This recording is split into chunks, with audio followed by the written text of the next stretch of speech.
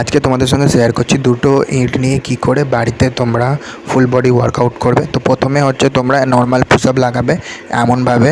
তো তোমরা normal push up লাগাবে হচ্ছে 5 সেট।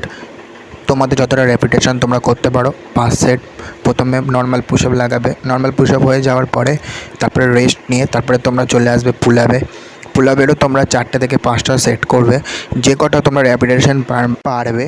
তারপরে তোমরা একদম এটা স্লোলিভাবে পারফর্ম করবে, যেহেতু আমাদের ভিডিওটা অনেক বড় তাই একটু স্পিড করা আছে। তো তোমরা তারপরে স্কোয়াট মারতে পারো, 5 থেকে 6 সেট স্কোয়াটস মারতে পারো। তো স্কোয়াট মেরেছিল ভাই, স্কোয়াট মারার পরে তারপরে লেগ মেশিনে এসে 100 কেজি দিয়ে জাস্ট এটা ওয়ার্ম আপ করছিল, তোমাদেরকে যেটা শেয়ার করলাম। তো তোমরা এর বদলে লেগও মারতে পারো বাড়িতে, কোনো প্রবলেম হবে না। তারপরে হয়ে গেলে আর্মসের জন্য দুটো ইট নিয়ে ঠিক এমনভাবে পারফর্ম করবে, বাইসেপটা টেন্ড করবে। তোমরা এই যে এক্সারসাইজগুলো দেখালাম সপ্তাহে একদিন ছাড়া একদিন করো, ভালো রেজাল্ট পাবে। দেন বাইসেপ হয়ে গেলে তারপর ট্রাইসেপ ইট নিয়ে এমনভাবেই পারফর্ম করবে।